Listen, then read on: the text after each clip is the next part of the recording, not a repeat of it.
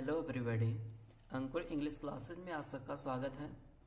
जो लोग हमारे चैनल पे नए हैं, चैनल को अवश्य सब्सक्राइब करें और बेल आइकन को दबाना ना भूलिएगा ताकि हमारा आने वाला वीडियो आप तक पहुंच सके। आज का टॉपिक है simple present tense. Simple present tense के बारे में आज मैं पढ़ाऊँगा। आपका जो भी डाउट होगा वो सब क्लियर हो जाएगा। ये वीडियो आपको बहुत ही पसंद आने वाला है। वीडियो को एंड तक देखिएगा और जो डाउट आपको होगा वो नीचे कमेंट बॉक्स में लिख करके हमें अवश्य बताइएगा ताकि मैं आपका डाउट क्लियर कर सकूं। वीडियो को स्टार्ट करते हैं। Simple present tense. Simple present tense का पहचान क्या होता है? आप कोई भी टेंस पढ़ेंगे, हर एक टेंस का एक पहचान होता है। ऐसे ही सिंपल प्रेजेंट टेंस को हम कैसे पहचानेंगे? जैसे कि यहाँ पे आप देख सकते हैं एरो लिखा लगा हुआ है, उसके नीचे है लिखा हुआ है हूँ हो। यानी कि सिंपल प्रेजेंट टेंस का कोई भी सेंटेंस होगा तो उसके अंत में है हूँ हो लिखा होगा। अगर किसी हिंदी सेंटेंस के अंत में है हूँ हो आ रहा है तो आप तुरंत समझ जाइए कि ये सिंपल प्रेजेंट टेंस है। जैसे कि यहाँ पे लिखा गया है यह एक कलम है। यह एक कलम है में देखिए आप लास्ट में यहाँ पे ध्यान देंगे तो लिखा है कि है। तो जब यहाँ पे है हूँ हो आएगा तो आप समझ जाइए कि ये सिंपल प्रेजेंट टेंस है। ऐसे दूसरा एग्जाम्पल आप देखिए, वह एक अच्छी लड़की है। इसमें भी आप देख सकते हैं लास्ट में है लिखा हुआ है। इससे पता चलता है कि ये हमारा सिंपल प्रेजेंट टेंस है। इसमें कोई वर्ब नहीं होता है, यानी इसमें कोई काम नहीं हो रहा होता है। यहाँ पे बस केवल बताया जाता है किसी के बारे में। आगे देखते हैं जैसे कि इसका हेल्पिंग वर्ब क्या होता है। हर एक टेंस का अपना हेल्पिंग वर्ब होता है। तो सिंपल प्रेजेंट टेंस का हेल्पिंग वर्ब क्या होता है? Is helping verb is M are. Is M are इस टेंस का हेल्पिंग वर्ब है। इज का यूज हम सिंगुलर सब्जेक्ट के साथ में करते हैं। एम का यूज सब्जेक्ट आई के साथ में किया जाता है और आर का यूज प्लूरल सब्जेक्ट के साथ में करते हैं। एक बार फिर से देख लीजिएगा।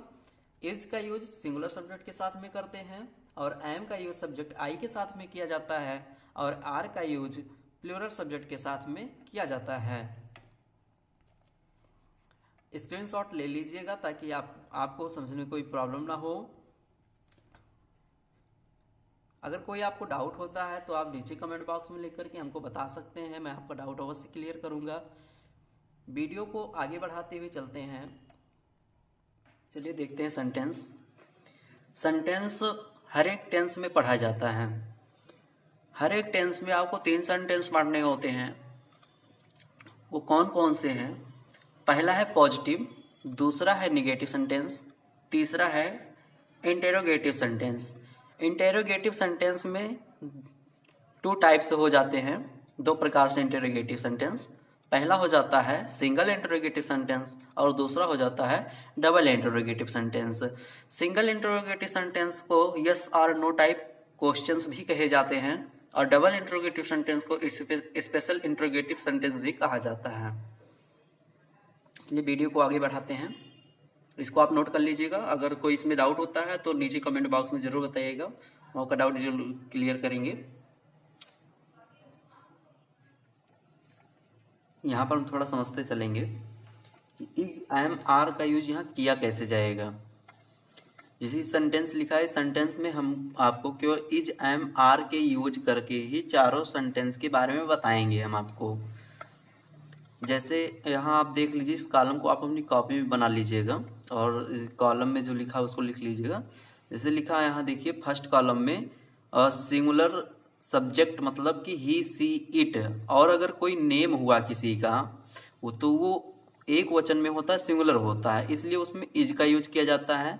अगर आपका सब्जेक्ट आई होगा, आई मीन्स मैं, अगर मैं आता है तो आप एम का यूज करेंगे और प्लूरल सब्जेक्ट यानी बहुवचन में बी यू दे, और भी अगर कोई बहुवचन के सब्जेक्ट होते हैं तो उनके साथ में हम आर का यूज करेंगे। तो इन सारी चीजों को आप कॉपी में नोट रखिए ताकि आपको आगे प्रॉब्लम ना हो। वीडियो को आगे बढ़ाते हैं। Simple present tense. इसमें देखिए सबसे पहला सेंटेंस है पॉजिटिव सेंटेंस। पॉजिटिव सेंटेंस किसे कहते हैं इसको देखते हैं हम। देखिए बॉक्स में लिखा गया है ऐसे सेंटेंस जिनमें किसी कार्य का होना या करना पाया जाता है उसे पॉजिटिव सेंटेंस कहते हैं। जैसे यह एक कलम है। अब इसमें आप देखिए कलम के बारे में बताया जा रहा है कि कलम के होने का पोजीशन बताया जा रहा है कि हाँ ये कलम है एक, तो ये आपको पॉजिटिव सेंटेंस होगा। उसके नीचे देखिए आप स्ट्रक्चर लिखा हुआ है एक बॉक्स में, इसका फार्मूला है subject plus is M R plus a an plus object plus other word. Subject के स्थान पे यानी सब्जेक्ट के पोजीशन पे हम सब्जेक्ट लिखते हैं, उसके बाद में इज एम आर लिखेंगे। ऐसा नहीं कि इज एम आर यहाँ बीच में लिखा गया है तो इसको आप पहले लिखेंगे, ऐसा कुछ नहीं। आप यहाँ पे देखिए सबसे पहले सब्जेक्ट लिखेंगे, उसके बाद में इज एम आर लिखेंगे। हेल्पिंग वर्ब का यूज हमेशा जो होता है वो सब्जेक्ट के अनुसार किया जाता है। यानी अगर हमारा सब्जेक्ट सिंगुलर होगा तो इज, अगर प्लूरल हुआ तो आर, और अगर हमारा सब्जेक्ट आई है तो एम का यूज करेंगे। उसके बाद में ए या एन का यूज करेंगे, उसके बाद में ऑब्जेक्ट का यूज करेंगे, उसके बाद में प्लस अदर वर्ड। अगर आता है अदर वर्ड कोई तो लिखेंगे और नहीं आएगा तो नहीं लिखेंगे। जैसे देखते हैं एग्जाम्पल हमारा क्या है। यह एक कलम है, यहाँ पे आप देख सकते हैं कि एग्जाम्पल हमारा लिखा है यह एक कलम है। इसमें आप देखिए लास्ट में है आ रहा है, इसलिए सिंपल प्रेजेंट टेंस है। सेंटेंस पहचानने में कोई दिक्कत नहीं करिएगा कि सेंटेंस को देख करके आप टेंस ना पहचान पाए। ये इतना ध्यान में रखिएगा हमेशा कि जिस सेंटेंस के अंत में है हूं हो लिखा रहेगा वो आपका सिंपल प्रेजेंट टेंस होगा। उसके बाद में देखते हैं इसका ट्रांसलेट कैसे किया जाता है। देखिए यहाँ पे लिखा गया है इंग्लिश में this is a pen. This is a pen, इसमें देखिए दिस जो होता है ये सिंगुलर होता है, इसलिए यहाँ पे इज का यूज किया गया है। जैसे 3 हेल्पिंग वर्ब है, आप यहाँ देख रहे हैं कि इज है एम आर, तो इज ही क्यों लिखा गया, क्योंकि यहाँ पे जो दिस है वो सिंगुलर है, तो सिंगुलर के साथ में सिंगुलर हेल्पिंग वर्ब ही लिखा जाता है, तो दिस के साथ में इज लिखा गया। उसके बाद में आप यहाँ देखिए प्लस हेल्पिंग वर्ब के बाद में है आ या एन, तो इन दोनों में से यूज किसका किया जाएगा। ऐसा नहीं कि हम दोनों लिख दें, लिखना तो कोई एक ही है हमको, तो ये लिखा कैसे जाएगा। आप यहाँ देखिए जो पेन लिखा गया है, पेन का फर्स्ट वाला अल्फाबेट जो है वो पी है, यानी कि कांसोनेंट। ये कांसोनेंट का साउंड देता है, तो किसी भी कांसोनेंट के साउंड देने वाले अल्फाबेट्स पहले हम ए लिखते हैं या आ लिखते हैं। इसके बाद देखिए ऑब्जेक्ट है, तो इसमें ऑब्जेक्ट जो है कलम है, तो उसको हमने लिख दिया पेन। तो आप और अदर वर्ड इसमें कोई है नहीं, तो इसको हम छोड़ देंगे, तो ये आपका ट्रांसलेट हो जाएगा this is a pen. Subject की जगह पे सब्जेक्ट, हेल्पिंग वर्ब की जगह पे हेल्पिंग वर्ब, और ए एन की जगह पे ए एन। देखिए यहाँ ए एन तीसरे पोजीशन पे है, तो यहाँ पे ए जो लिखा गया है वो तीसरे पोजीशन पे ही लिखा गया है। उसके बाद में देखिए यहाँ ऑब्जेक्ट जो है चौथे पोजीशन पे, तो यहाँ चौथे पोजीशन पे हम ऑब्जेक्ट लिख देंगे यानी कि पेन, तो this is a pen. Next example, वह एक लड़का है। यहाँ पे आप देख सकते हैं, यहाँ पे आप देख सकते हैं कि वह एक लड़का है, ऐसा एग्जाम्पल लिखा गया है। तो इसमें सबसे पहले आप देखिए आप लास्ट में है आ रहा है, तो इससे हमें क्लियर पता हो गया कि जो ये लिखा गया है ये आपका सिंपल प्रेजेंट टेंस है। अब देखते हैं इसका इंग्लिश क्या है, ही इज अ बॉय। अब इसमें देखिए कि वह एक लड़का है, ही इज अ बॉय, तो वह का जो मीनिंग होता है वह होता है ही। उसके बाद में हम इन फार्मूला को देखते रहिएगा कि सब्जेक्ट हो गया, सब्जेक्ट के बाद में हम इज एम आर तीनों में से किसी एक को लिखेंगे। तो जैसे ही सी इट ये आपका सिंगुलर सब्जेक्ट होता है, या मतलब एक वचन में होता है, तो यहाँ पे हम जब सब्जेक्ट हमारा सिंगुलर है तो हेल्पिंग वर्ब भी सिंगुलर ही होगा, तो इसमें हम इज लिखेंगे। उसके बाद में देखिए तीसरे पोजीशन पे क्या है, ए आ एन। इसमें देखिए आ या एन का यूज जो है वो हम करेंगे। अब कैसे करेंगे, इसमें हमने पिछले वाले एग्जाम्पल में आपको बताया कि जैसे कि यहाँ पे पेन लिखा गया था, तो इसका जो फर्स्ट अल्फाबेट था वो कांसोनेंट था, तो यहाँ पे भी कांसोनेंट ही है, तो हम बॉय से पहले आ का यूज करेंगे। उसके बाद में ऑब्जेक्ट लिख देंगे बॉय, यानी बात किसके बारे में हो रही है, तो वो हो गया बॉय, तो ही इज अ बॉय। ये आपका पॉजिटिव सेंटेंस रहा। अगर इसमें कोई भी डाउट हो तो आप नीचे कमेंट बॉक्स में लिख करके हमें बताइए, मैं आपका डाउट जरूर क्लियर करूंगा। और इसको आप कॉपी में नोट रखिएगा ताकि आपको कोई डाउट ना होने पाए। वीडियो को आगे बढ़ाते हैं। अगला सेंटेंस आपका है नेगेटिव सेंटेंस। अब पॉजिटिव हम लोगों ने पढ़ लिया, पॉजिटिव सेंटेंस किसे कहते हैं ये हम लोगों ने जान भी लिया। अब सेकंड नंबर पे है निगेटिव सेंटेंस। यानी निगेटिव सेंटेंस किसे कहते हैं, चलिए देखते हैं। यहाँ पे देखिए बॉक्स में लिखा गया है, ऐसे सेंटेंस जिनमें किसी कार्य का ना होना या नहीं शब्द पाया जाता है उसे निगेटिव सेंटेंस कहते हैं। जैसे यह किताब नहीं है। आप यहाँ एग्जाम्पल में देख सकते, देखिए एक बार फिर से मैं बताता हूँ। ऐसे सेंटेंस यानी सेंटेंस ऐसे हिंदी के होने चाहिए जिनमें नहीं शब्द आ रहा हो। जैसे आप यहाँ देख सकते हैं, जहां पे एरो मेरा चल रहा है, यहाँ पे आप देखिएगा कि ये नहीं लिखा गया, यानी जिस सेंटेंस में नहीं आएगा वो निगेटिव सेंटेंस होगा। इंग्लिश में नॉट लिखा रहेगा, हिंदी में नहीं लिखा रहेगा, तो ये आपका जो होगा वो निगेटिव सेंटेंस होगा। चलिए आगे देखते हैं। Subject plus is M R plus not plus आ या एन प्लस ऑब्जेक्ट, इसमें देखिए ये निगेटिव सेंटेंस का फार्मूला है। यहाँ पे नॉट का यूज किया गया है। आप पॉजिटिव में देखेंगे उसमें नॉट नहीं था क्योंकि वो पॉजिटिव सेंटेंस था। ये निगेटिव है इसमें, इसलिए नॉट यहाँ पे तीसरे पोजीशन पे लिखा गया है। तो नॉट को हमेशा तीसरे पोजीशन पे लिखेंगे, ये आप ध्यान में रखिएगा। सबसे पहले सब्जेक्ट लिखेंगे, उसके बाद में इज एम आर लिखेंगे, उसके बाद में नॉट ए एन तब लिखेंगे अगर सेंटेंस में एक लिखा होगा तो लिखेंगे, नहीं तो इसको छोड़ देंगे। उसके बाद में ऑब्जेक्ट लिखेंगे। जैसे हम देखते हैं कि हमारा पहला एग्जांपल क्या है। जैसे लिखा है यह किताब नहीं है। अब आप यहाँ देख सकते हैं कि अगर मैं कोई आपसे पूछे कि ये कौन सा सेंटेंस है तो आप आसानी से बता सकते हैं कि सर ये निगेटिव सेंटेंस है, क्योंकि यहाँ पे नहीं लिखा गया है। यानी जिस सेंटेंस में नहीं आएगा वो आपका नेगेटिव सेंटेंस होगा। उम्मीद करता हूं कि आपको इसमें कोई डाउट नहीं होगा। इंग्लिश इसका देखिए क्या लिखा गया है, दिस इज नॉट बुक। अब यहाँ पे देखिए सब्जेक्ट की जगह पे सब्जेक्ट लिख दिया गया है। सेकेंड नंबर पे हेल्पिंग वर्ब है यानी कि इज एम आर। तो इज एम आर तीनों में से किसी एक का यूज करेंगे तो सब्जेक्ट हमारा जो है दिस। तो दिस जो है ये सिंगुलर होता है यानी एक वचन में होता है। तो जब ये एक वचन में है तो हेल्पिंग वर्ब भी एक ही वचन का आएगा यानी कि इज का यूज करेंगे। उसके बाद में देखिए तीसरे नंबर पे नॉट है तो यहाँ तीसरे पोजीशन पर ही नॉट लिखेंगे। उसके बाद में देखिए यहाँ पे एक नहीं लिखा हुआ तो इसलिए यहाँ पे ए एन जो है छोड़ देंगे, इसको नहीं लिखा जाएगा। अगर इसमें ऐसा लिखा होता यह कि एक किताब नहीं है तो यहाँ पे हम ए या एन लिखते, लेकिन ऐसा नहीं है तो इसलिए ए एन जो है वो छोड़ देंगे। उसके बाद में देखिए प्लस करके ऑब्जेक्ट लिखा गया है। अब आप बताइए इसमें हमारा सब्जेक्ट क्या है, किसके बारे में बात हो रही, किताब के बारे में। तो जो किताब है ये हमारा ऑब्जेक्ट है। तो दिस इज नॉट बुक, ये हमारा एग्जाम्पल रहा। इसके बाद दूसरा एग्जाम्पल देखते हैं। जैसे वह लड़की नहीं है। अब इसमें देखिए कि ये अगर कोई आपसे पूछता है ये कौन सा सेंटेंस है, आप उसको तुरंत बताइए कि ये निगेटिव सेंटेंस है, क्योंकि यहाँ पे नहीं आ रहा है। और टेंस कौन सा है, सिंपल प्रेजेंट टेंस, क्योंकि यहाँ पे है लिखा हुआ है। यानी जिस सेंटेंस में है लिखा रहेगा वो आपका सिंपल प्रेजेंट टेंस होगा, और अगर उसमें नहीं लिखा हुआ है तो निगेटिव सेंटेंस होगा। तो पहचानने में तो कोई डाउट नहीं होगा, उम्मीद करते हैं। और अगर डाउट है तो आप नीचे कमेंट बॉक्स में हमको जरूर बताइए। इसका इंग्लिश देखते हैं कैसे किया जाएगा इंग्लिश, देखते हैं वीडियो में आगे। देखिए यहाँ पे लिखा गया है सी इज नॉट गर्ल। अब यहाँ पे देखिए वह का दो मीनिंग होता है, एक होता है सी होता है, ही होता है, दैट, तीसरा भी होता है दैट। तो यहाँ पे देखिए लड़की की बात की जा रही है तो सी लिखा जाएगा। तो देखिए सबसे पहले सब्जेक्ट लिखेंगे तो हो गया सी, उसके बाद में इज एम आर तीनों में से किसी एक का यूज करेंगे। तो हमने आपको पहले बताया आपको कि ही सी इट जो होता है सिंगुलर सब्जेक्ट होता है यानी सिंगुलर नंबर होते हैं। तो इसके साथ में सिंगुलर सब हेल्पिंग वर्ब का भी यूज हम करेंगे। उसके बाद में तीसरे पोजीशन पे है नॉट, तो नॉट का यूज करेंगे। उसके बाद में ऑब्जेक्ट का यूज करेंगे गर्ल। तो सी इज नॉट गर्ल। उम्मीद करते हैं कि इस वीडियो में आपको कोई भी डाउट नहीं होगा। अगर हो तो कमेंट बॉक्स में जरूर बताइएगा।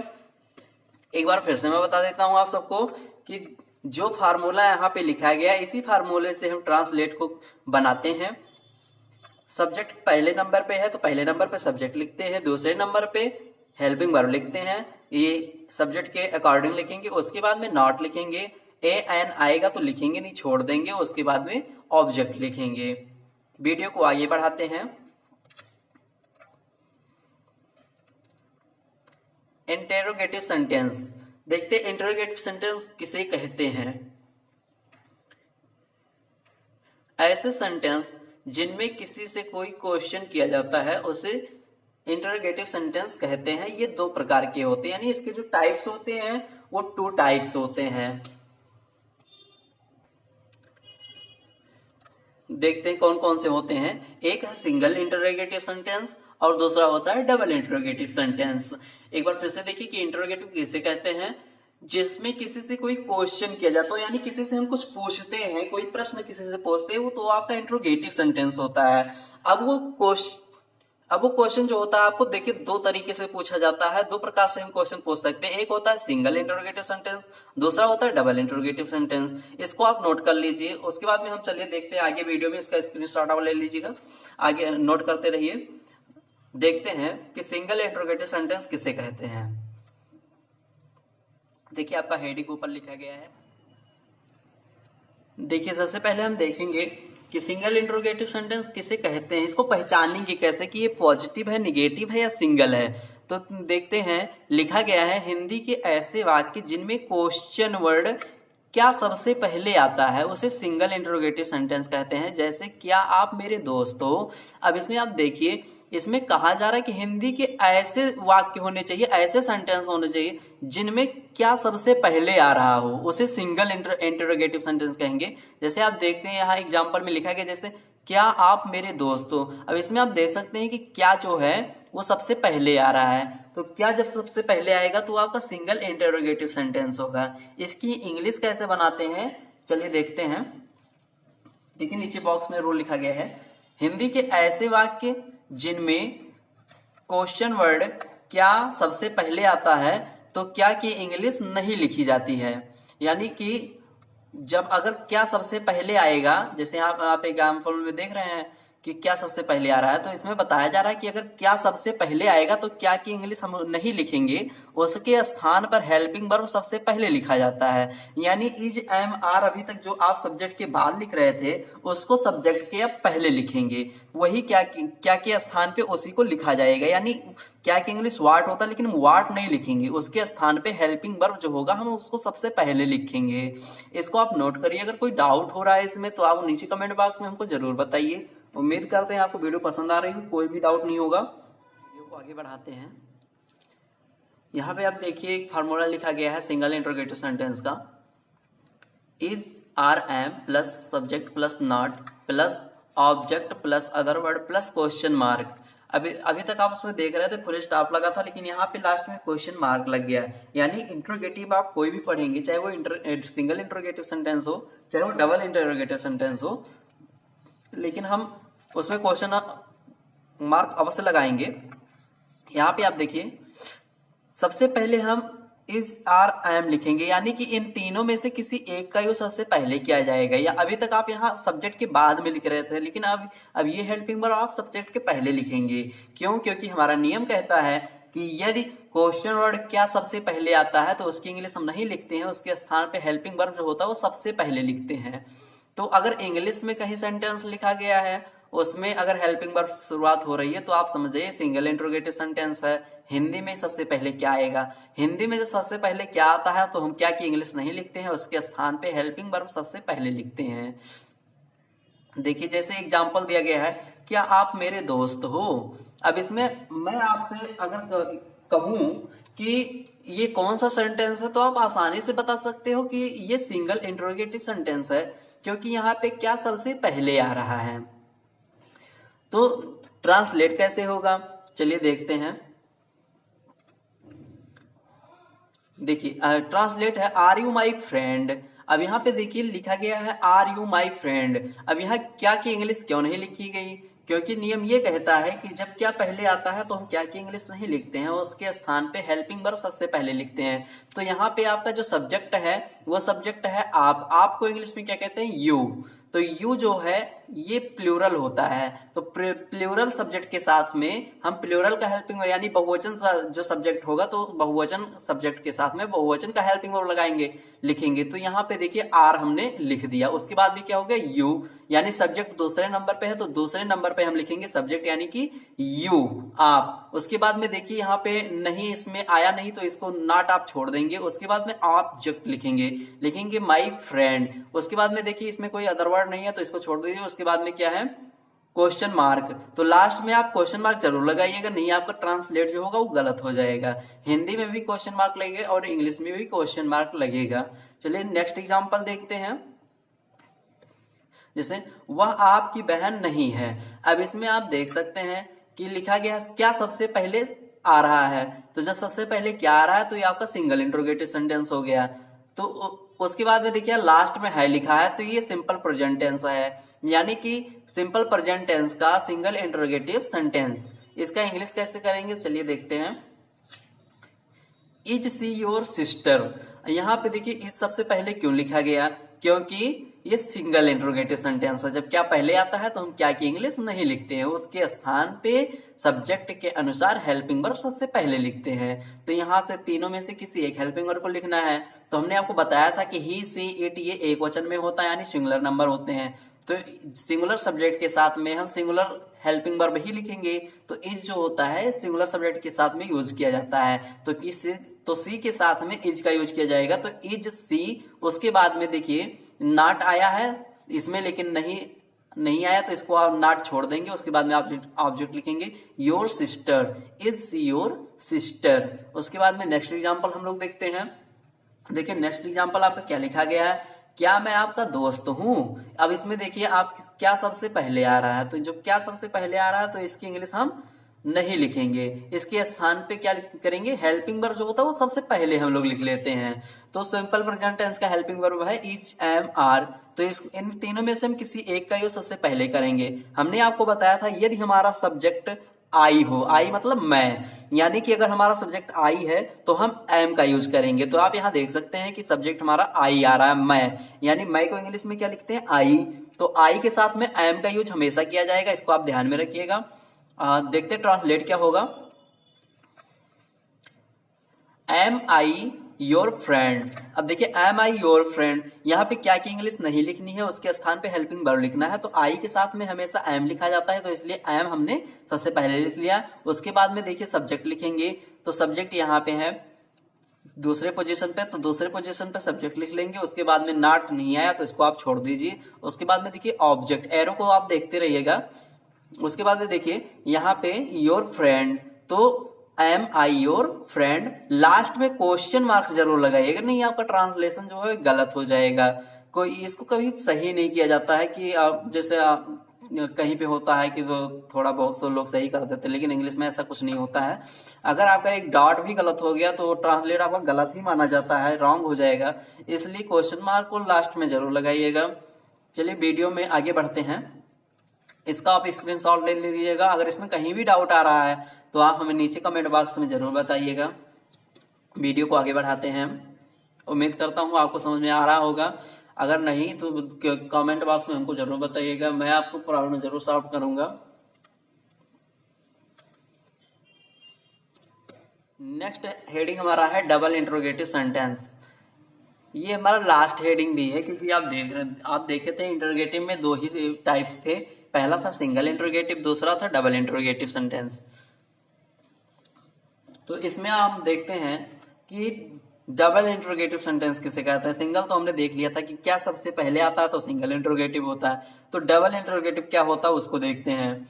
देखिए इसमें लिखा गया है हिंदी के ऐसे वाक्य यानी ऐसे सेंटेंस जिनमें क्वेश्चन वर्ड क्या, कौन, कैसे, कब, कितना, कहाँ, क्यों आदि वाक्य के बीच में आता है उसे डबल इंट्रोगेटिव सेंटेंस कहते हैं। यानी कि जब क्या, कौन, कैसे, कब, कितना, कहाँ, क्यों और भी ऐसे बहुत सारे क्वेश्चन वर्ड हैं, अगर वो वाक्य के बीच में आते हैं तो वो आपका डबल इंट्रोगेटिव सेंटेंस होगा। जैसे आप यहाँ देख सकते हैं लिखा है आप कहाँ हो, क्वेश्चन मार्क। अब देखिए यहाँ पे कहाँ जो है ये बीच में आ रहा है, पहले आप लिखा गया है, लास्ट में हो लिखा गया है, बीच में कहाँ आ रहा है, तो ये जो है आपका डबल इंट्रोगेटिव सेंटेंस हो जाएगा। इसका इंग्लिश हम कैसे करते हैं ये देखते हैं। देखिए इसमें लिखा गया है कि हिंदी के ऐसे वाक्य, ऐसे सेंटेंस जिनमें क्वेश्चन वर्ड बीच में आता है। अगर क्वेश्चन वर्ड जो है वाक्य के बीच में आता है तो इसकी इंग्लिश सबसे पहले लिखी जाती है, उसके बाद हेल्पिंग वर्ब लिख करके सब्जेक्ट लिखा जाता है। अभी आपने देखा था सिंगल इंट्रोगेटिव में वो कह रहा है, उसमें बताया जा रहा था कि यदि क्वेश्चन वर्ड क्या सबसे पहले आता है उसकी इंग्लिश नहीं लिखते हैं, उसके स्थान पे हेल्पिंग वर्ब लिखते हैं। लेकिन इसमें बताया जा रहा है कि यदि क्वेश्चन वर्ड वाक्य के बीच में आता है, यहाँ पे आप देखिए एग्जाम्पल में वाक्य के अगर बीच में आता है तो उसकी इंग्लिश जो है हम सबसे पहले लिखेंगे, उसकी इंग्लिश सबसे पहले लिखी जाती है। अगर कोई डाउट हो तो आप कमेंट बॉक्स में हमको जरूर बताइएगा।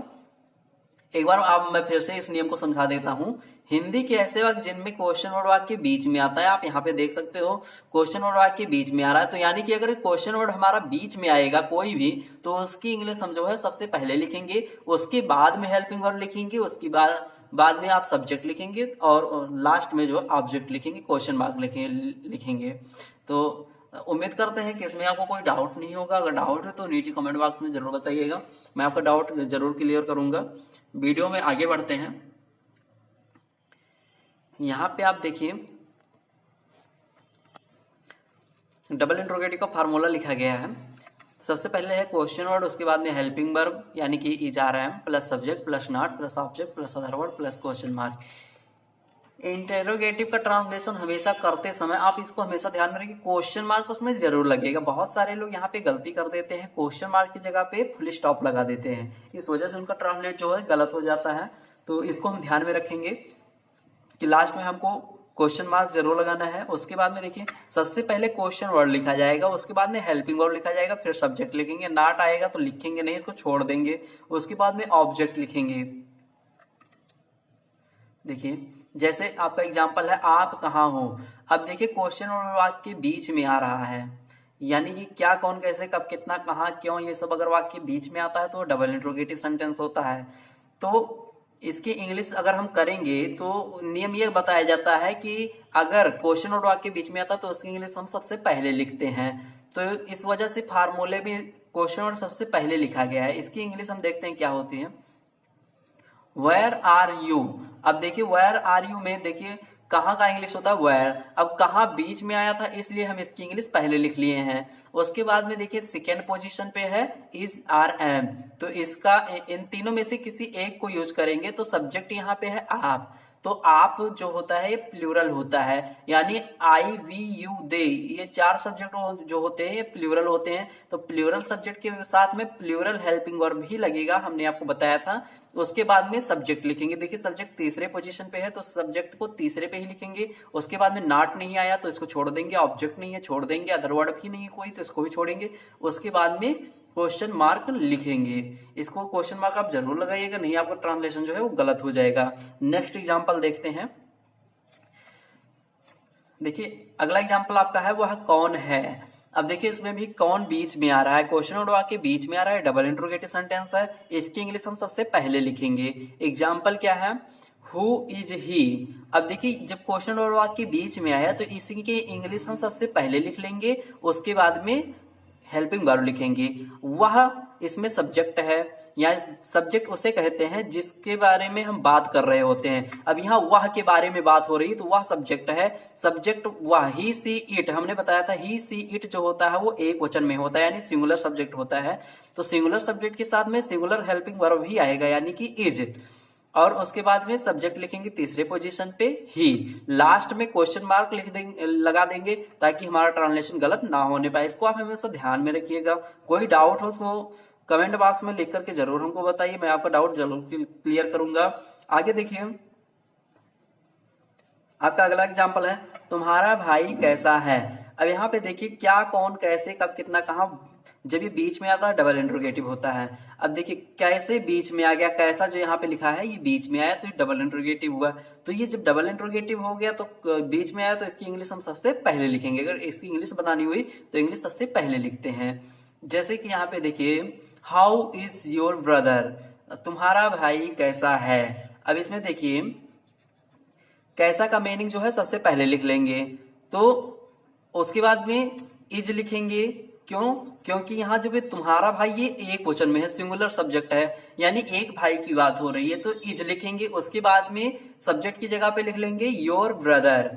तो इसको हम ध्यान में रखेंगे कि जब भी क्वेश्चन और वाक्य बीच में आएगा तो उसकी इंग्लिश हम पहले लिखेंगे, और अगर क्वेश्चन और वाक्य के पहले यानी कि क्या आ रहा है तो उसकी इंग्लिश हम नहीं लिखते सिंगल इंट्रोगेटिव में। क्या आता पहले तो उसकी इंग्लिश हम नहीं लिखते हैं, लेकिन इसमें जो है बीच में आता है, डबल इंटरोगेटिव में क्वेश्चन वर्ड वाक्य बीच में आता है, तो उसकी इंग्लिश हम सबसे पहले लिख लेते हैं। फिर दूसरे नंबर पे हेल्पिंग वर्ब, तीसरे नंबर पे सब्जेक्ट लिखते हैं। उसके बाद में अगर नॉट आएगा तो लिखेंगे नहीं, छोड़ देंगे। उसके बाद में object plus other word plus question mark. आगे अगर इसमें कोई आपको डाउट हो तो आप कमेंट बॉक्स में लिख करके हमसे जरूर पूछिएगा, मैं आपका डाउट जरूर क्लियर कर दूंगा। और उम्मीद करता हूं आपको वीडियो और पसंद आएगी। अगर एक्सरसाइज भी दे देते हैं, आप इसको करिएगा। अगर कोई डाउट होता है तो जरूर बताइएगा, मैं डाउट क्लियर कर दूंगा। और वीडियो को अगर अभी तक लाइक सब्सक्राइब नहीं किए हैं तो चैनल को सब्सक्राइब जरूर करिएगा, ताकि हमारा अगला वीडियो आप तक जल्द से जल्द पहुंचे। Thank you.